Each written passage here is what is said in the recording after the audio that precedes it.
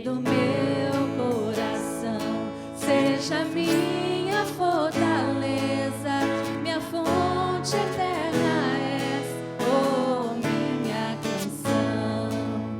Rei do meu coração, seja o meu esconderijo, razão do meu viver, oh minha canção.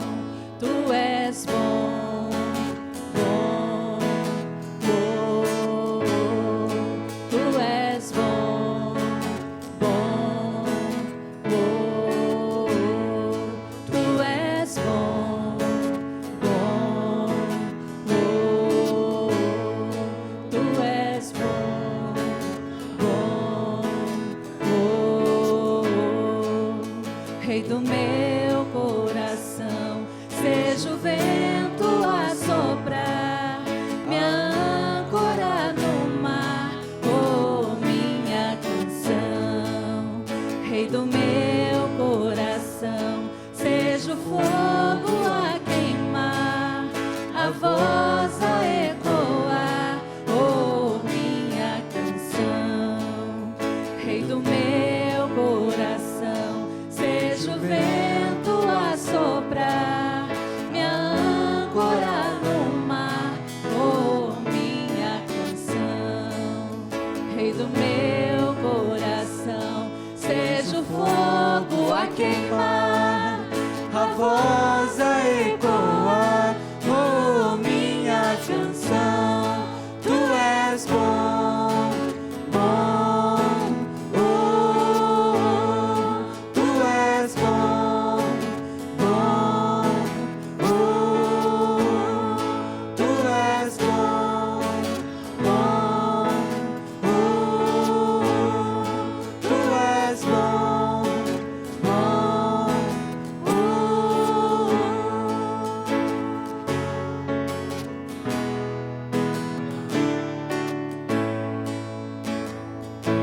Tu não me deixarás, não me deixarás jamais.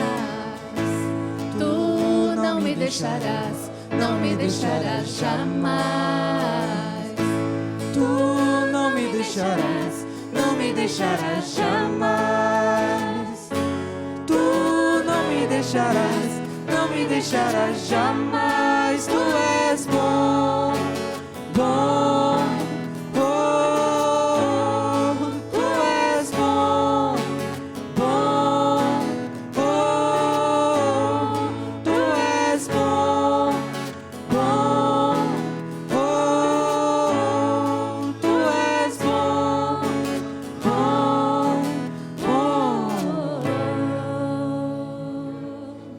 Aleluia! O Senhor é bom, em todo tempo Ele é bom. Amém? Glórias ao nome do Senhor.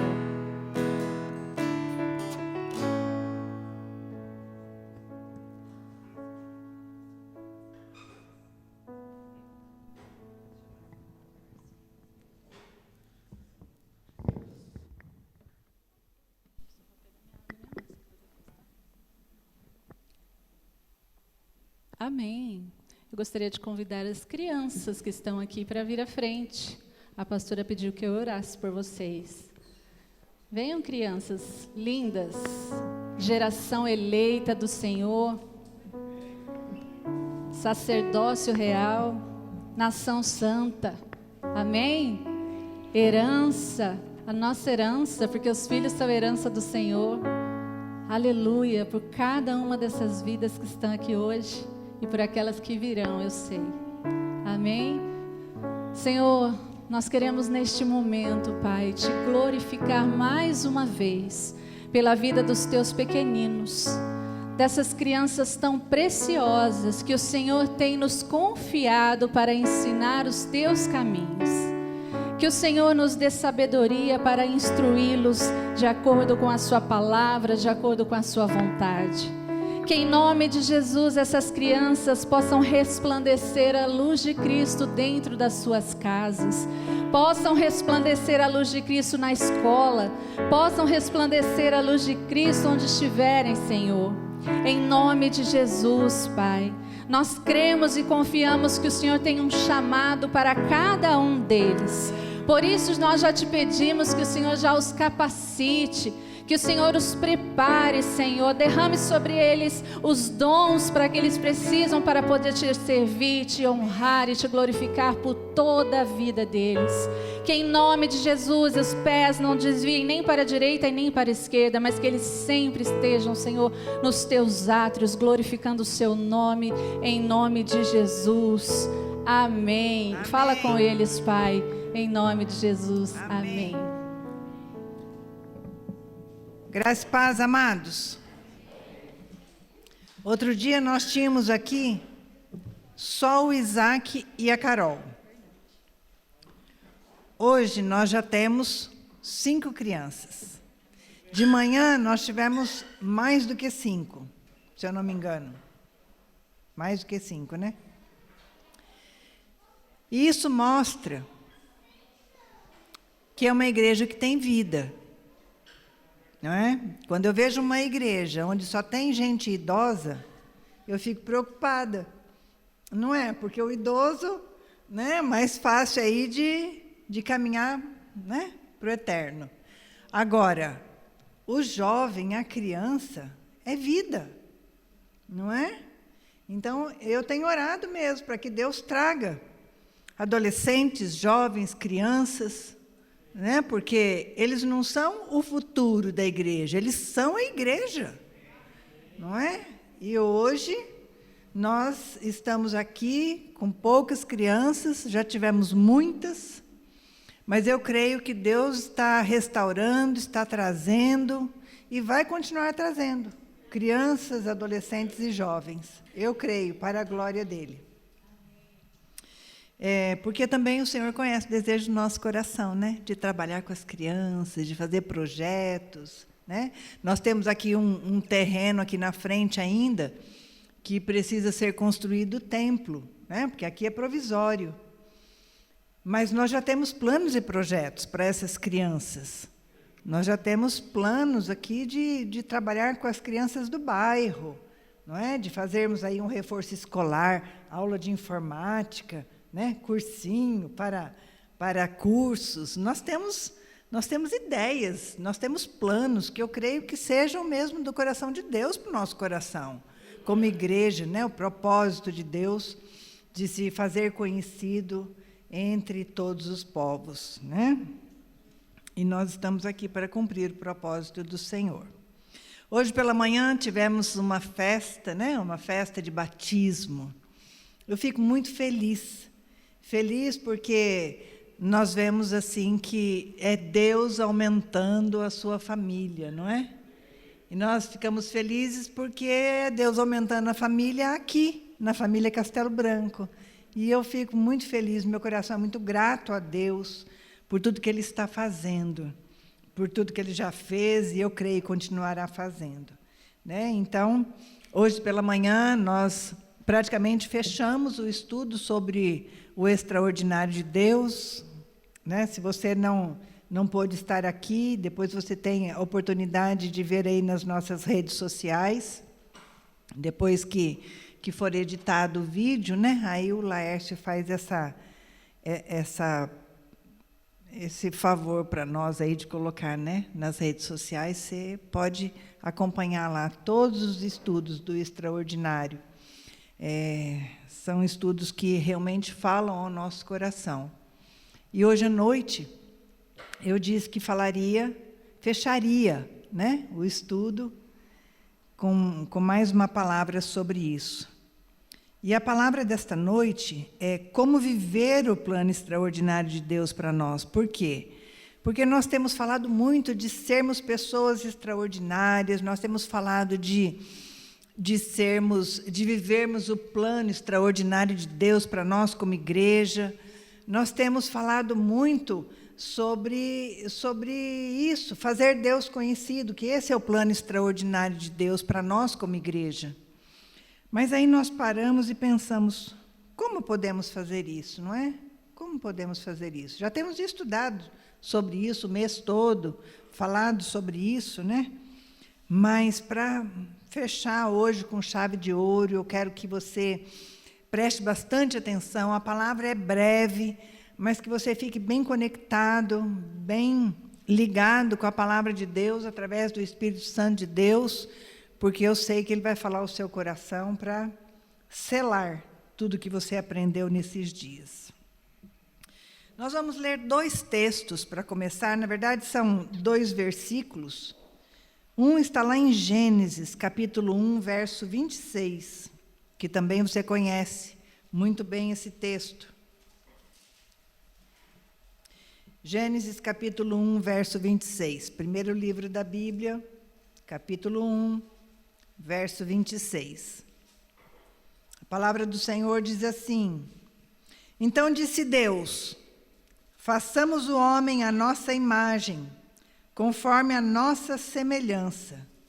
Domine ele sobre os peixes do mar, sobre as aves dos céus, sobre os grandes animais de toda a terra e sobre todos os pequenos animais que se movem rente ao chão. Eu quero que você grave a primeira parte do versículo, que diz: façamos o homem à nossa imagem, conforme a nossa semelhança. E o segundo versículo que eu quero que você abra a sua Bíblia é lá no Novo Testamento, lá no final, na primeira carta de Paulo aos Tessalonicenses, capítulo 5, verso 23.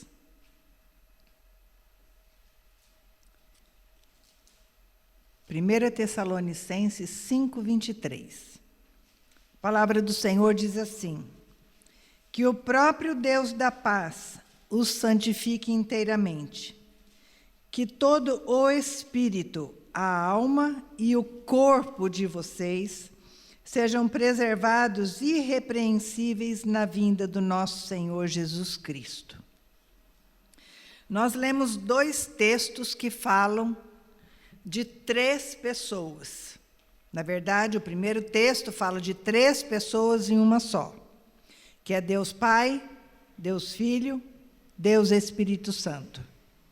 O segundo versículo que nós lemos fala que a nossa constituição, a constituição do ser humano, que foi feito à imagem e conforme a semelhança de Deus, ele também é feito de corpo, de alma e de espírito. A palavra do Senhor nos garante, nos confirma, nos testifica que Deus é 3 em 1. E eu vou citar alguns versículos para você, para comprovar isto, que Deus é Deus Pai, Filho e Espírito Santo numa só pessoa.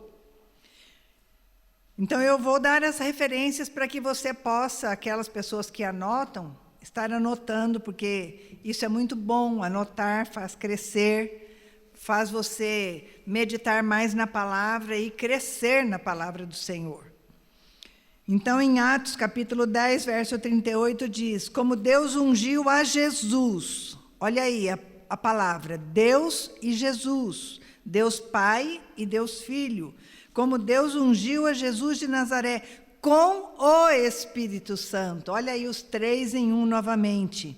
E poder. E como ele andou por toda parte, fazendo bem e curando todos os oprimidos pelo diabo, porque Deus estava com ele.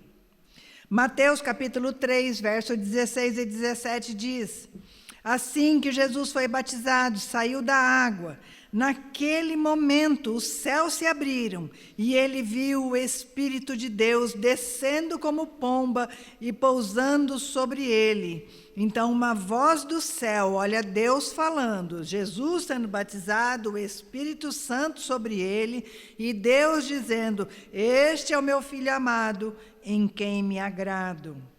Isaías 45:5 diz: eu sou o Senhor e não há outro, nenhum outro. Além de mim não há Deus. Eu fortalecerei ainda que você não tenha me admitido. Você sabia que Deus olha por você? Deus cuida de você mesmo antes de você se abrir para Jesus entrar no seu coração? Deus é um Deus maravilhoso, como nós cantamos aqui, Deus é bom. Eu gosto muito dessa música, o Ministério de Louvor já sabe, porque nós declaramos a bondade de Deus. Deus é bom o tempo todo, Deus é bom. Esse é o nosso Deus. E em 1 Timóteo, capítulo 3, verso 16, diz assim: não há dúvida de que é grande o mistério da piedade.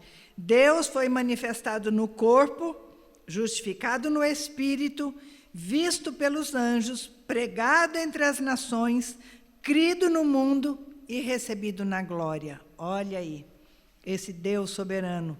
1 Tessalonicenses foi o versículo que nós lemos, não é? Que o próprio Deus da paz santifique o ser humano, me santifique, santifique você no seu corpo, no seu espírito e na sua alma, e que nós sejamos conservados irrepreensíveis até a vinda do Senhor Jesus, porque Ele voltará, amém? Jesus virá, e nós temos que estar prontos, nós temos que estar irrepreensíveis diante dEle. Mas como nós aprendemos hoje de manhã, que não é na força do nosso braço, mas é pela graça e o poder de Deus que opera em nós. Paulo identifica a nossa constituição como espírito, alma e corpo. O seu verdadeiro eu, quem você é espírito, que tem uma alma que habita num corpo, mas o seu verdadeiro eu é espírito.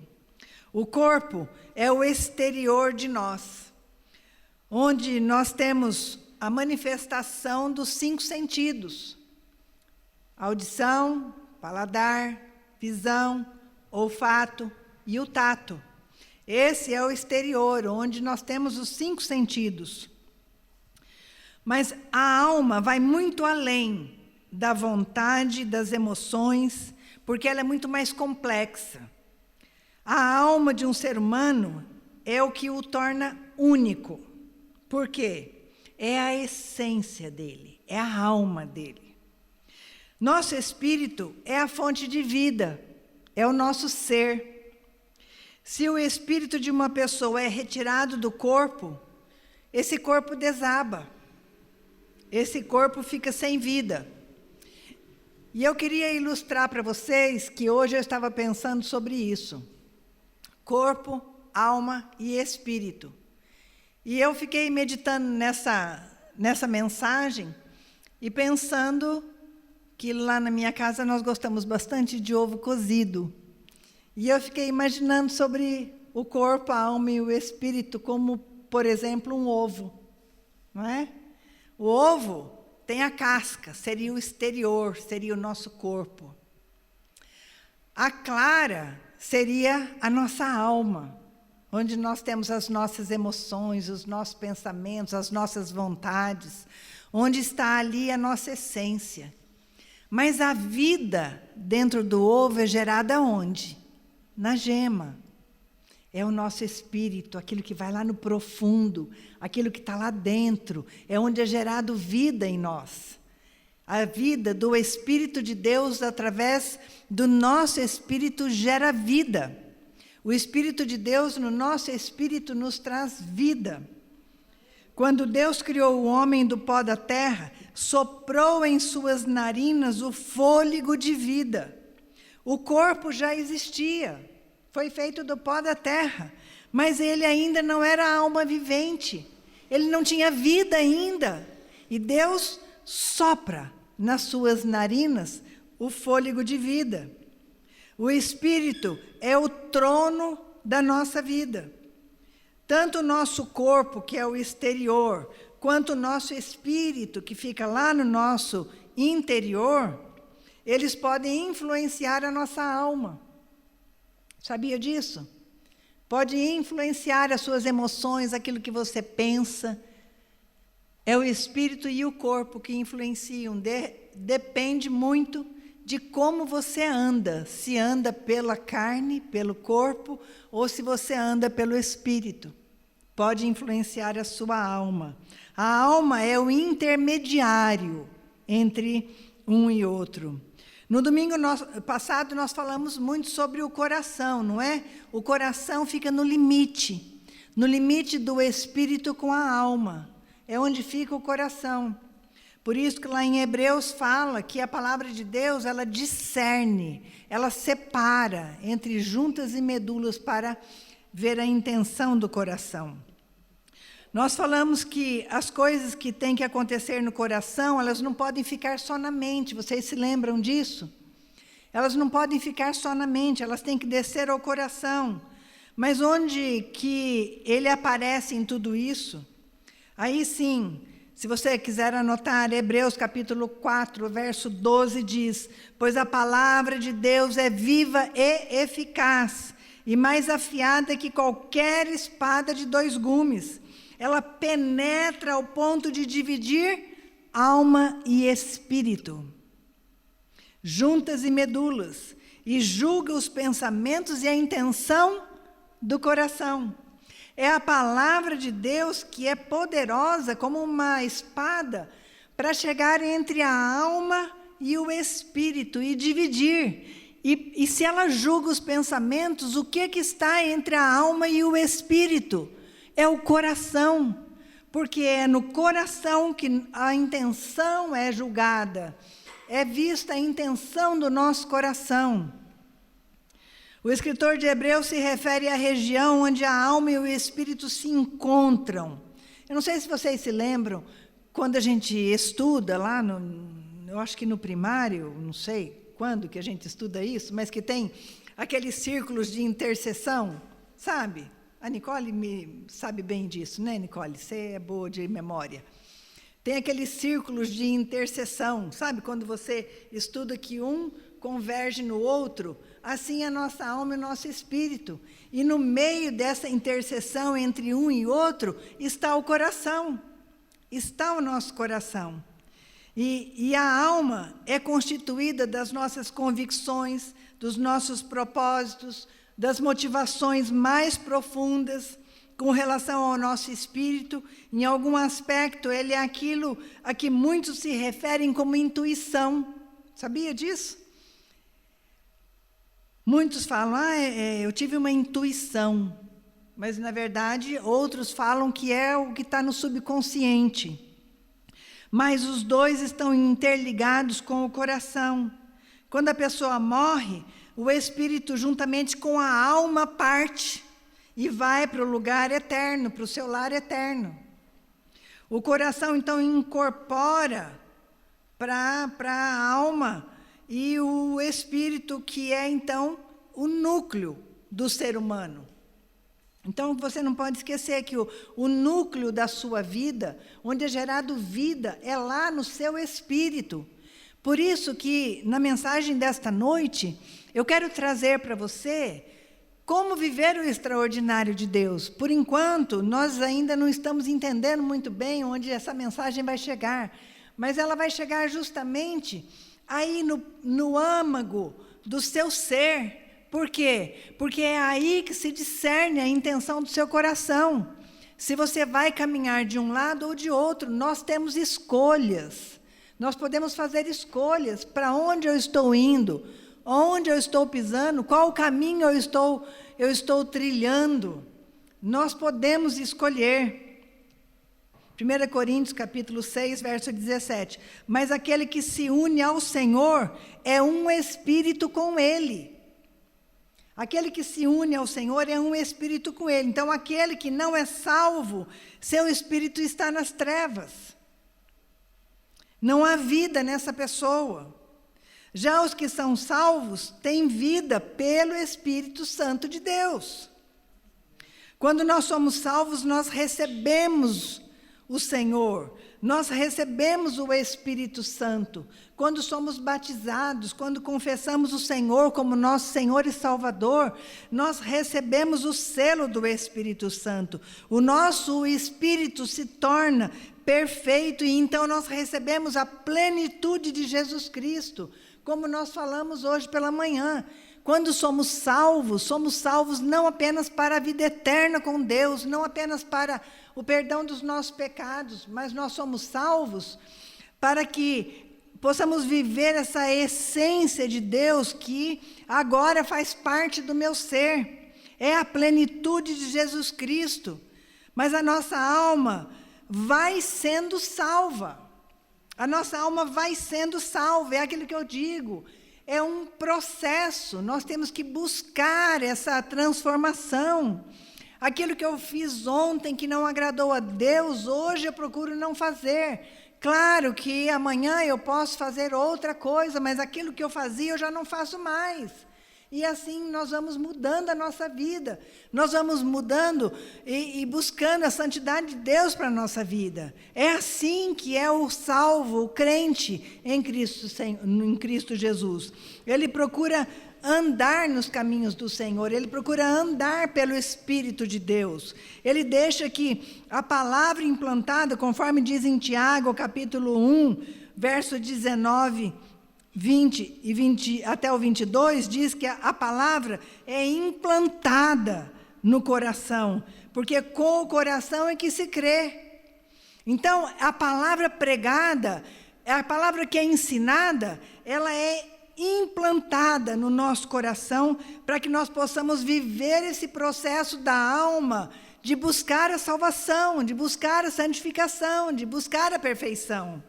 É um processo da salvação. Eu falo que a salvação, quando nós cremos no Senhor Jesus como nosso Senhor e Salvador, isso é pela nossa fé, é através da fé que a graça de Deus vem sobre nós e nós nos rendemos ao Senhor. Mas o processo de salvação da alma é um trabalhar nosso, são escolhas que nós temos que fazer. Quanto ao nosso corpo, veja o que Paulo diz em 2 Coríntios capítulo 5, do verso 1 ao 3. Diz assim: sabemos que, se for destruída temporária a habitação terrena em que vivemos, temos da parte de Deus um edifício, uma casa eterna no céu, não construída por mãos humanas. Enquanto isso, gememos, desejando ser revestidos da nossa habitação celestial, porque, estando vestidos, não seremos encontrados nus. O que Paulo está dizendo aqui? Que nossa carne aqui, a nossa morada é temporária, mas Deus nos garante um edifício para a morada eterna. É isso que o Senhor está dizendo. E que enquanto estamos aqui, nós gememos, como eu disse hoje pela manhã. Temos resistência, temos oposição, sofremos adversidades, sofremos tribulações, mas nós temos que ter essa consciência de que em Cristo Jesus nós somos mais do que vencedores, porque Ele nos fez assim para vivermos o extraordinário plano de Deus para nós. Quando eu falo viver o plano extraordinário de Deus para nós, não se esqueça que eu não estou falando de prosperidade, eu não estou falando de vida regalada, mas eu estou falando que nós, como igreja de Cristo, temos que fazer conhecida a multiforme sabedoria de Deus ao mundo caído, ao mundo que ainda não conhece a Jesus. Isso é o plano extraordinário de Deus para nós como igreja. Então, Paulo fala que nós temos essa casa, esse edifício eterno no céu. Na situação atual, os nossos corpos ainda são corruptíveis. No entanto, não somos mais escravos dos apetites da carne caída. Aleluia! Você pode dar um glória a Deus por isso? Glória a Deus, você que é salvo em Cristo Jesus, lavado e remido no sangue de Cristo, você agora já não é mais escravo da carne, você não é mais escravo do pecado, a não ser que você faça essa escolha. Portanto, agora, já não há condenação para os que estão em Cristo Jesus, porque por meio de Cristo Jesus, a lei do Espírito de vida me libertou da lei do pecado e da morte. Aleluia! Romanos 8, 1 e 2. Diz que nós fomos libertos da lei do pecado e da morte. Agora, nós vivemos para Deus. Nós temos uma vida em Deus, porque Jesus faz morada em nós. Em 1 Coríntios, capítulo 15, verso 53, diz: pois é necessário que aquilo que é corruptível se revista de incorruptibilidade, e aquilo que é mortal se revista de imortalidade. O que ele está dizendo com isso? Que nós temos que fazer escolhas de viver no Espírito, de viver pelo Espírito, de andar no Espírito, de deixar as coisas da carne. Porque ainda em Romanos capítulo 8, versos 6 a 8, diz assim: a mentalidade da carne é morte, mas a mentalidade do Espírito é vida e paz.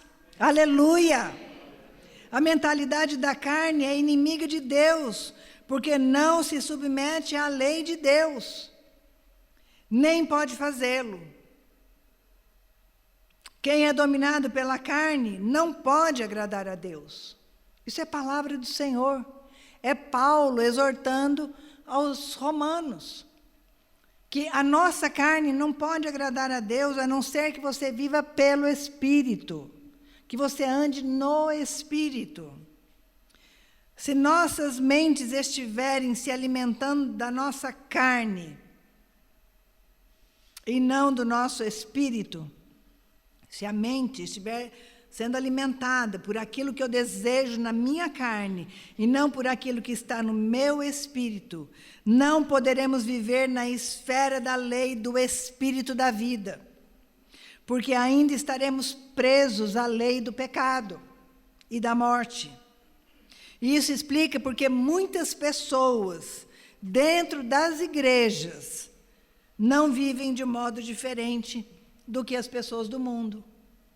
Porque são salvas em Cristo Jesus, creem em Jesus como Senhor e Salvador, mas ainda são dominados pela carne. E aí não faz diferença nenhuma daquele que não conhece Jesus. Vive uma vida igual, faz tudo igual o que o mundo faz. Ainda estão presos nos desejos da carne, ainda não aprenderam a viver pelo Espírito. E como impedir que nós fiquemos aí gravitando em torno dessa nossa mente carnal? Primeiro, com o poder injetado pelo Espírito Santo em nosso espírito. E segundo, pelo efeito maravilhoso do Espírito Santo em nosso corpo. Quando o poder de Deus vem sobre nós, quando o poder de Deus vem sobre o nosso espírito, o nosso corpo vive uma vida extraordinária para Deus. Romanos ainda, capítulo 8, verso 10 e 11, diz assim: mas se Cristo está em vocês, o corpo está morto por causa do pecado, mas o espírito está vivo por causa da justiça. Entende isso? Se Cristo habita em você, é a luta que Paulo fala, da carne contra o espírito. É isso que acontece. E se o espírito daquele que ressuscitou Jesus dentre os mortos habita em vocês, aquele que ressuscitou a Cristo dentre os mortos também dará vida aos seus corpos mortais, por meio do seu espírito que habita em vocês. Sabe o que ele está dizendo? Ele está dizendo que, por mais que o Espírito Santo esteja em você, você é trabalhado no seu espírito, e aí você passa a viver de uma maneira digna, quando o seu espírito atinge de uma maneira total, plena e completa o seu corpo. É isso que ele está falando aqui. Porque o Espírito que ressuscitou a Jesus Cristo dentre os mortos é o Espírito que habita em você. Se você crê no Senhor Jesus como Senhor e Salvador, se você já confessou com a sua boca isso que você crê no seu coração, o Espírito que vivificou Jesus Cristo dentre os mortos, o Espírito que ressuscitou Jesus Cristo, esse Espírito habita em você. Você tem o poder do Espírito dentro de você. O Espírito Santo não só dá vida ao seu espírito, mas ele vivifica você por completo. E agora, então, você não se inclina mais para os desejos da carne, porque você tem esse Espírito que é poderoso, agindo também no seu corpo. Nós somos chamados para uma vida livre. Gálatas 5, verso 1 diz assim: foi para a liberdade que Cristo nos libertou. Portanto, permaneçam firmes e não se deixem submeter novamente a um jugo de escravidão. Se ele está dizendo isso aqui para os Gálatas, é para nós também. Por quê? Porque se ele está dizendo para nós nos submetermos, para nós não nos submetermos ao jugo de escravidão, é porque somos tentados a cair, a retroceder. Somos tentados. Porque a nossa carne grita.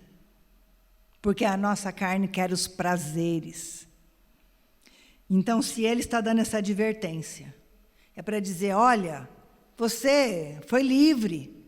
Você é uma pessoa livre. Mas agora você é livre para viver para a glória de Deus. Então, não volta lá como diz, né, o cão que volta no vômito, não volte a ser escravo do pecado, não dê lado para os desejos da carne. É isso que ele está falando. Nós devemos nos agarrar ao que nos foi dado, a graça de Deus, livres das amarras que enlaçam os filhos das trevas. Paulo adverte, irmãos, vocês foram chamados para a liberdade, mas não usem a liberdade para dar ocasião à vontade da carne. Pelo contrário, sirvam uns aos outros mediante o amor. É isso que nós estávamos falando hoje. Servir uns aos outros no amor, naquilo que pulsa dentro de nós, o Espírito de Deus no nosso espírito, derramando do seu amor, derramando o amor de Deus, para que nós possamos viver na diversidade, nas diferenças, movidos somente por um sentimento, que é o amor. Paulo diz que você se torna um escravo de quem você serve. Então, se você decide obedecer à sua carne, e você peca de novo, você se torna escravo do pecado. E Paulo diz que nós devemos usar a liberdade que nos foi dada pela graça, que é para nós servirmos uns aos outros, em amor. Por isso digo, vivam pelo Espírito, de modo nenhum satisfarão os desejos da carne. Gálatas 5,16. Vivam pelo Espírito, e então você não satisfará os desejos da carne. Pois a carne deseja o que é contrário ao Espírito, e o Espírito o que é contrário à carne. Eles estão em conflito um com o outro, de modo que vocês não fazem o que desejam. Sabe aquela luta que nós temos sempre? Nós queremos viver no Espírito, glorificando a Deus em tudo, mas a nossa carne é teimosa, né? Eu falo que às vezes o desejo da carne faz a gente tremer de vontade de fazer algumas coisas, mas não pode, porque não é que não pode, são escolhas que nós temos. Escolhas, viver pela carne ou viver pelo Espírito. Ele está dizendo para nós sermos proativos, para andarmos no Espírito, e assim nós não realizaremos os desejos da nossa carne. Os que pertencem a Cristo Jesus crucificam a carne, com as suas paixões e os seus desejos. Sabe quando Cristo foi para a cruz, que crucificou a carne dele? Assim somos nós, quando morremos para nós. Vamos para a cruz com Cristo e sacrificamos também a nossa carne. O aguilhão da morte é o pecado e a força do pecado é a lei. eu já estou terminando, quando nós vivemos um cristianismo legalista, nós vivemos dizendo para a nossa própria carne: não posso pecar, não posso pecar, não posso pecar, não posso pecar, não posso pecar, não posso pecar. Isso é quando nós vivemos um cristianismo legalista. Mas se nós andamos no Espírito, contemplamos a vida extraordinária que pela graça nós recebemos, então naturalmente nós nos desviamos do pecado. Lembra que eu falei para vocês que nós somos incapazes, inábeis de viver uma vida que agrade a Deus. Somente pela graça e pelo poder do Senhor é que nós vivemos esse caminhar com o Espírito Santo.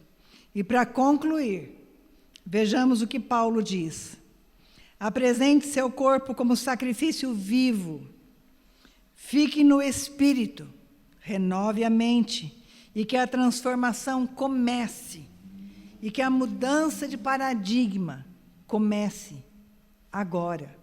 Comece e aconteça agora. Que nesta noite você possa se decidir a viver esse extraordinário de Deus, de maneira que você possa tomar essa decisão de viver pelo Espírito e não pela sua carne.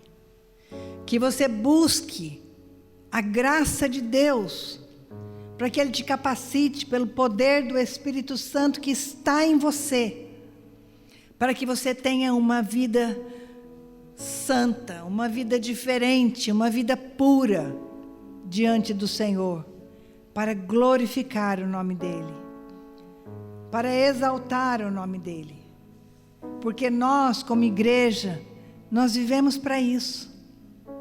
Nós vivemos para a glória de Deus. Tudo que fazemos, seja aquilo que bebemos, aquilo que comemos ou o que fazemos, é para a glória de Deus. Que Deus te ajude, que o Espírito Santo te fortaleça o teu espírito, para que o teu corpo seja fortalecido no Senhor, e que você experimente esse extraordinário que Deus tem para você. Amém? Vamos ficar em pé? Se você ainda tem essa luta dentro de você, essa luta que existe da carne contra o espírito e vice-versa, eu quero que você agora coloque a sua vida diante do Senhor e peça mesmo graça e poder do Espírito Santo de Deus, para que você possa viver de maneira digna, como nós temos aprendido aqui, de viver de maneira digna, para a glória de Deus. Pastora Mônica, você pode vir fazer essa oração? Aleluia, louvado seja o nome do Senhor.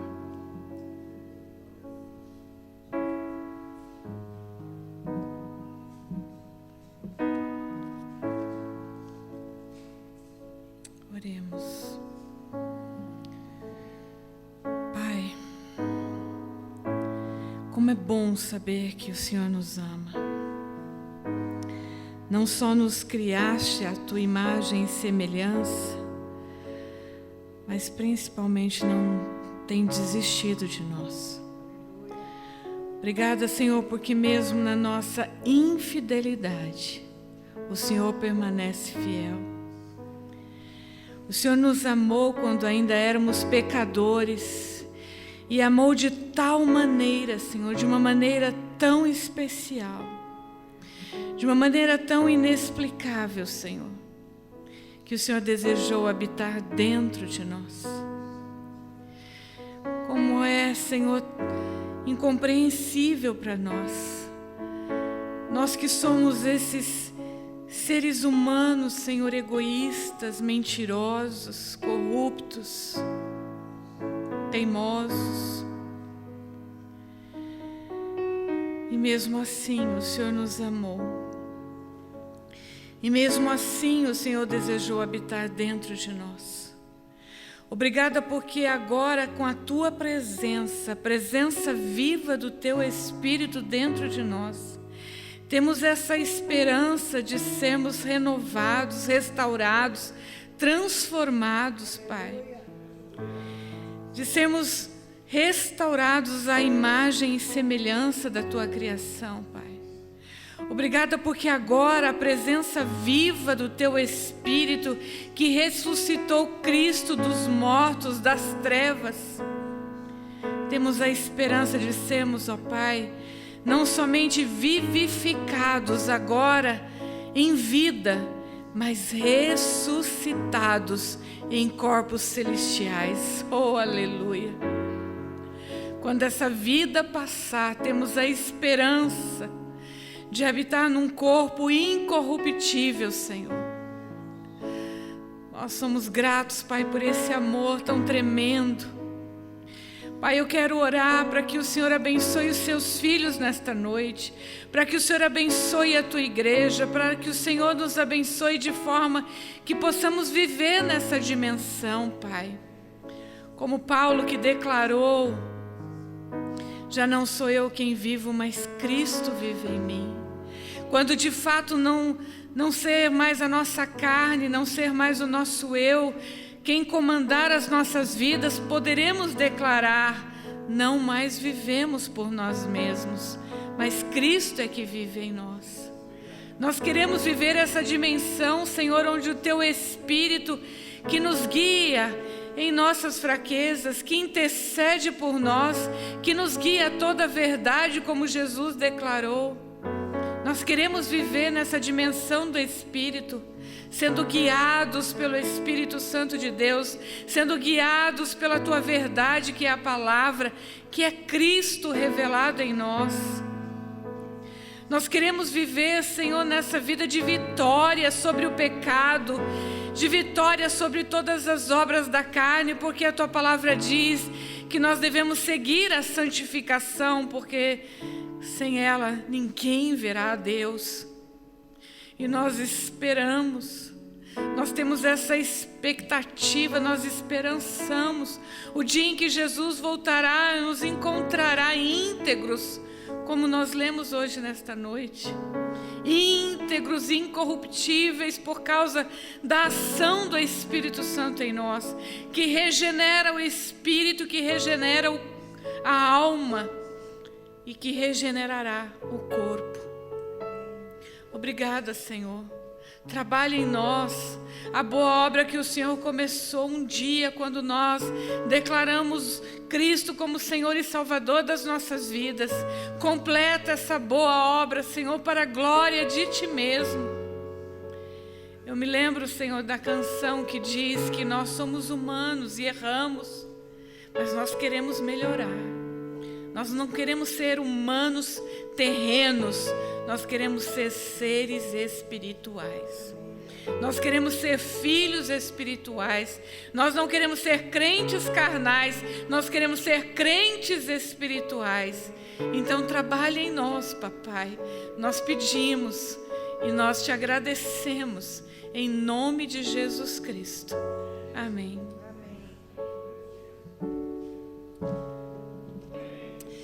Que a graça salvadora do nosso Senhor Jesus, o amor do Deus eterno, justo, maravilhoso Senhor, o único Deus a quem nós servimos, a comunhão e a consolação do Espírito Santo, do Santo Espírito de Deus, seja sobre a tua vida, sobre a tua casa, sobre a tua família, por onde quer que você vá, e também sobre toda a igreja de Cristo espalhada por toda a terra.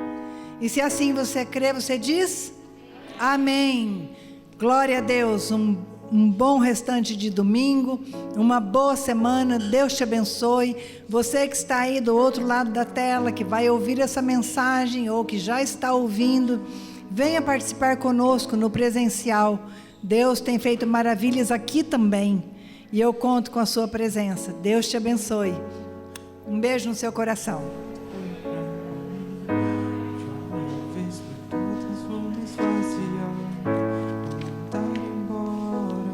Não é seu,